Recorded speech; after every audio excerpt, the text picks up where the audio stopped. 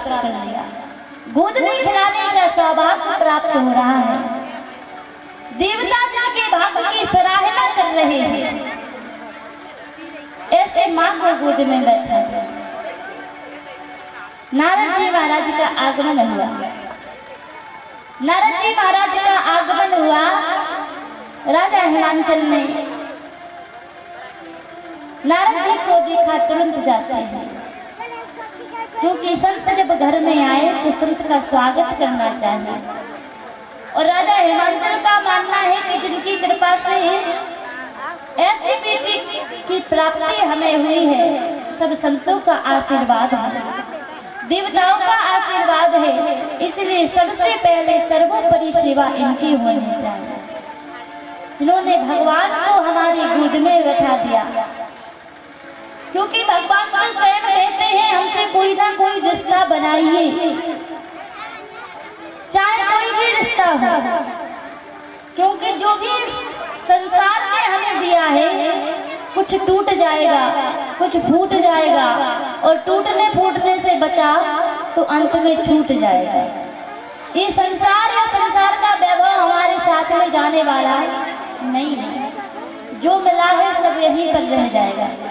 इसलिए परमात्मा कहते हैं कि हमसे रिश्ता बनाओ, पिता का बनाओ, पुत्र का बनाओ, पुत्री का बनाओ, माँ का बनाओ, बहन का बनाओ, किसी का भी बनाओ, लेकिन रिश्ता बनाओ। और यदि किसी का भी रिश्ता नहीं बनता तो भक्ति का बनाओ, क्योंकि प्रभु श्री राम जी ने स्वयं कहा है नवधा भक्ति में, कहे रघुपति सुनो भामिनी बात,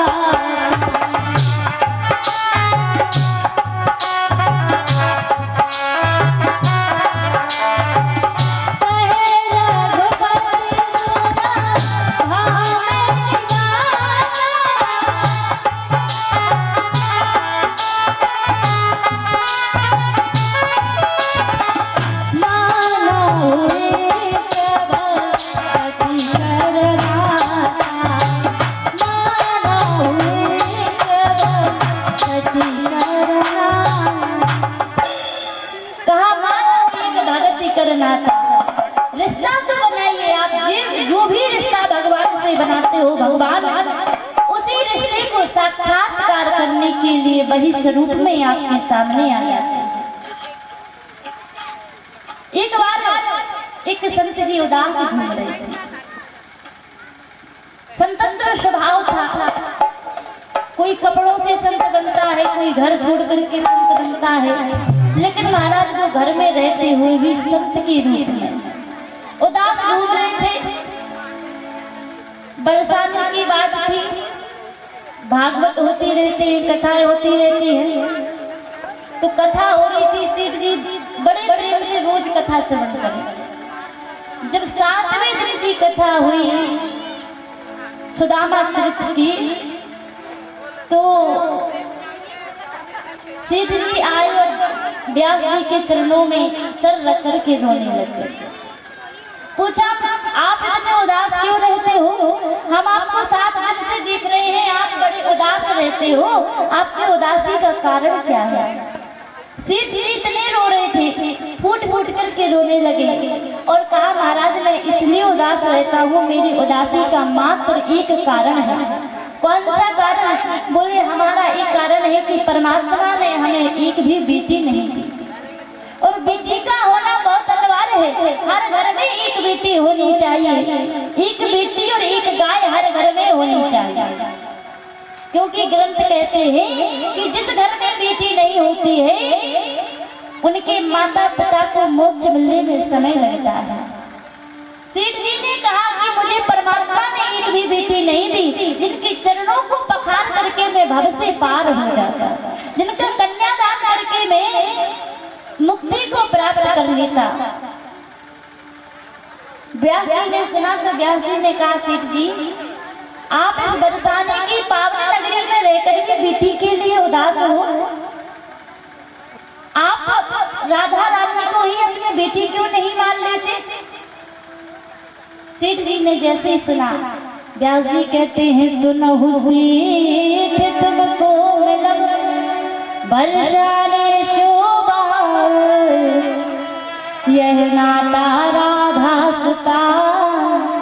तू काहे रहता तू काहे रहता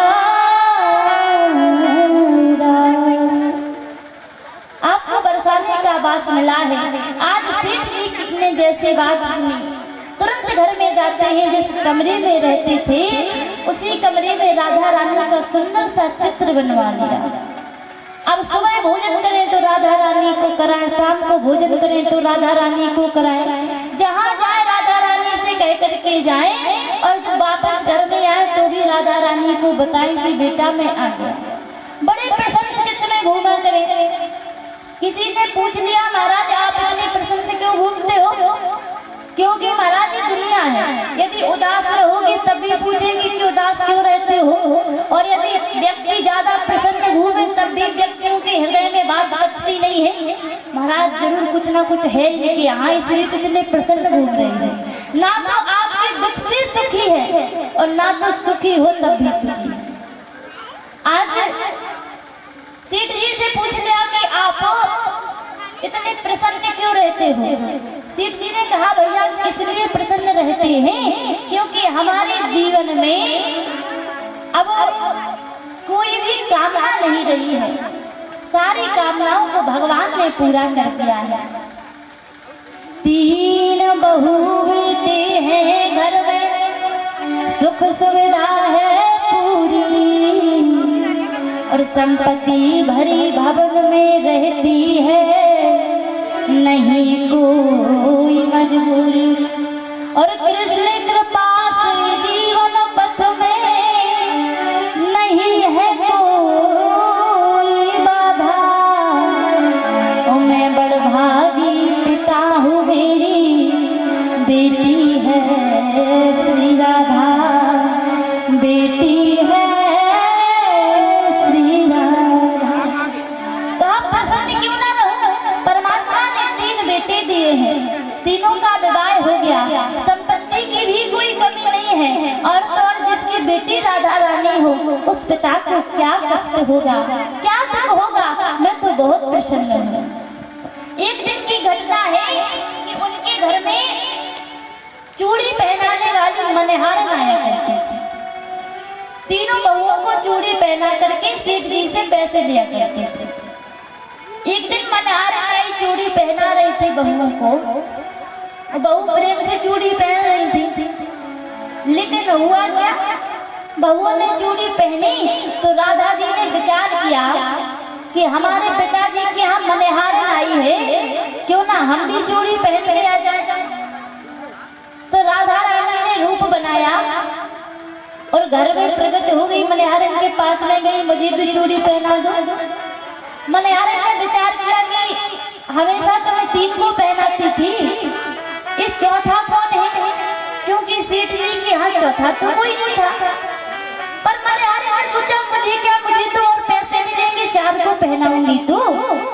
इसलिए मनिहारन ने क्या किया, चूड़ी पहना दी। और वो चूड़ी जैसे पहनाई तो मनिहारन को राधा जी दिखी, लेकिन 3 बहुओं को राधा जी नहीं दिखी। मनिहारन हर जो है महीने के बाद ही सेठ जी के पास गई दुकान में, तो सेठ जी भी हर बार की तरह 3 बेटियों की 3 बहुओं के पैसे देने लगे।